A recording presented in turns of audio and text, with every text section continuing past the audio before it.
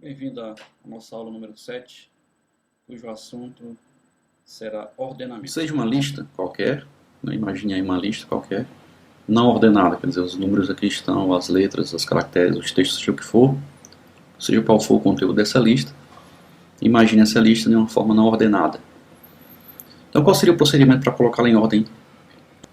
Ordenar uma lista significa criar uma lista A', no caso, com os mesmos valores originais da lista A, de tal forma que os elementos posteriores sejam sempre maiores, se for ordem crescente, obviamente, do que os elementos anteriores. Então a índice I mais 1, 2, seria maior sempre do que o A1.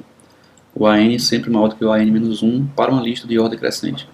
Para a ordem decrescente, a regra é que o posterior seja sempre menor do que o anterior. Essa é a regra de ordenamento decrescente. Mas vamos trabalhar aqui o ordenamento crescente.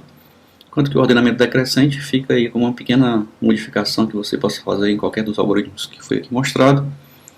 Sempre que você for fazer o teste, você, ao invés de fazer se o teste é menor, você faz se o teste é maior ou vice-versa. Então essa é uma forma de você inverter a operação de ordenamento crescente para o ordenamento decrescente. Nós vamos ver aqui 4 mais 2 métodos, quer dizer, nós vamos estudar com detalhes 4 métodos, vamos citar mais 2. E vamos citar com detalhes um pouco, esses dois com detalhes, mas existem pelo menos uns 30 métodos de ordenamento, que a gente pode pelo menos dizer aqui o nome deles. Quais são esses métodos então? Então o primeiro método seria o método da seleção, o segundo, inserção, selection, sort, inserção, borbulhamento, também conhecido como bubble sort, classificação rápida, conhecida como quick sort, merge sort, que é a classificação por intercalação, e o shell sort. Então nós vamos ver rapidamente esses três métodos acima, são métodos iterativos, e esses três métodos de baixo utilizam a recursividade, a recorrência ou a recursão, como queira. Então vamos em frente. O primeiro método que nós vamos ver é o método da seleção.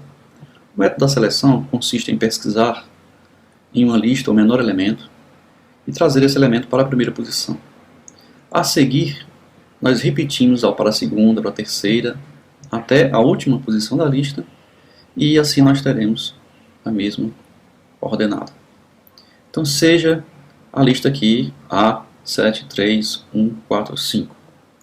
Então, se nós fizermos uma pesquisa, para colocar aqui na primeira posição, nós fizemos uma pesquisa em todos os elementos da lista, isso nós já sabemos fazer.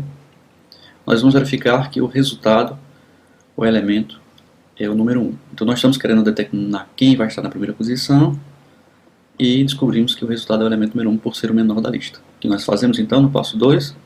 Nós trocamos as posições, fazemos um swap entre a posição 2 e a posição 0. Então o 1 passou para a posição 0 e o 7 passou para a posição 2. No passo 3, nós vamos para a posição 1 da lista, nós vamos calcular qual é o elemento que nós vamos colocar na posição 1. Então, fazendo uma pesquisa, nós descobrimos que, na realidade, o menor elemento já está na posição 1. No passo 4, nós mantemos o valor do elemento, que já está na posição correta. Então não temos mais, encontramos que o menor elemento da lista remanescente, ou seja, daqui para cá, era o elemento 3, ele já está na posição que nós estamos calculando, então não há o que fazer.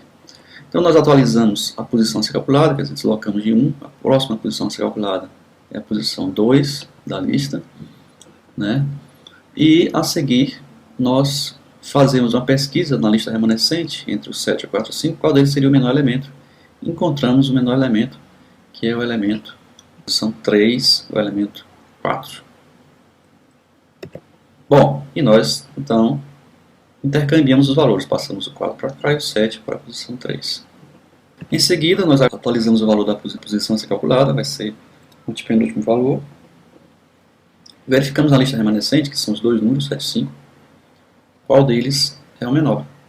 Trocamos, na posição, no passo 8 nós trocamos, porque o elemento que estava na posição posterior era exatamente o menor elemento.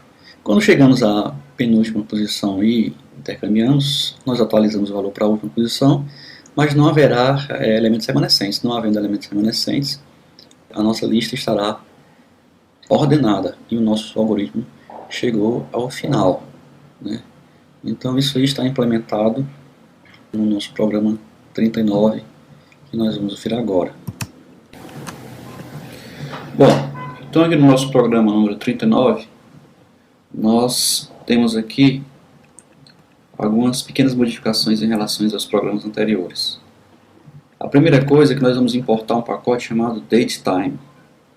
Então, dentro desse pacote, nós nos interessamos apenas por uma das funcionalidades dele, chamada DateTime, que está dentro do pacote DateTime.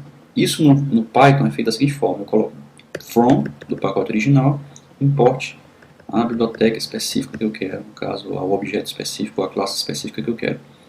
No caso, eu quero a classe DateTime, que está dentro de DateTime.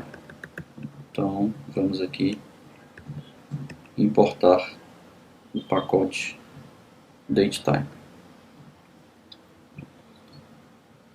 A primeira coisa que nós vamos fazer no nosso programa é receber, me permita comentar isso aqui por um momento, é receber uma lista a ser ordenada. Então essa lista a ser ordenada, ela vai ser colocada na variável A, né? Nós vamos ignorar esses comentários por um momento, e vamos aqui, antes de começar o procedimento de classificação, nós vamos criar uma variável início e vamos colocar nela a hora atual do sistema, para que a gente possa medir o tempo que o computador gastou para fazer essa operação. A seguir, nós vamos entrar no nosso algoritmo de classificação. Ele é muito simples, está aqui, olha, custa apenas 1, 2, 3, 4, 5, 6, 7 linhas, né? Nosso programa tem apenas 7 linhas. Então, o que ele faz? Ele faz uma variável i, variar até o valor do comprimento da matriz A, do vetor A, da lista A. Depois ele guarda o primeiro elemento dessa matriz, ou seja, a posição do primeiro elemento da matriz, que é exatamente, ele guarda na variável chamada pos menor. Então pos underline menor vai guardar o primeiro elemento, ou o elemento da iteração atual, porque vocês observem bem que o i vai mudar de valor de 0 até o comprimento da matriz. Então, para cada valor de i, ele vai guardar a posição do menor como sendo para o valor de i. A seguir, ele vai criar uma variável j. Essa variável j aqui vai variar no valor de i mais 1, ou seja, se o i for 0, o j começa com 1, se o i for 1, o j começa com 2. Ele começa com exatamente a primeira posição após o i. E variando também até o comprimento de a. Ora, então o que ele faz lá? Ele verifica se o a índice, a posição do menor, né, é maior do que o a índice j, ou seja, essa posição menor é exatamente onde eu estou querendo, né, inserir o meu elemento. Então verifique se essa posição é maior do que o j que está lá na frente. Se for, então a real posição do menor não é o i. Se isso acontecer, não é o i, a real posição do menor é o j. Então é isso que esse laço interno faz. Ele simplesmente verifica qual é a posição do menor elemento, como nós tínhamos feito no algoritmo lá na transparência. Bom, a seguir, ele intercambia os valores de AI, né, e a posição do menor, que é o AJ. Então ele guarda o AI no valor temporário, ele guarda a posição menor como sendo o valor temporário que ele guardou. Então assim ele intercambiou os valores de AI e AJ. Terminou o laço, isso aqui é suficiente para ordenar minha lista. Terminada essa tarefa aqui, ele vai calcular a hora exata do fim, incluindo horas, minutos, dias, horas, minutos, segundos, nanosegundos, aliás, microsegundos, assim por diante. Vai calcular a duração é o fim menos o início, obviamente.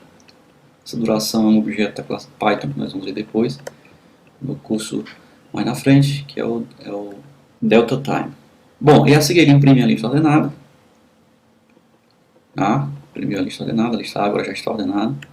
Depois ele imprime, feito em duração, pontos segundos, quer dizer, quantos segundos e quantos microsegundos ele vai levar para executar essa tarefa.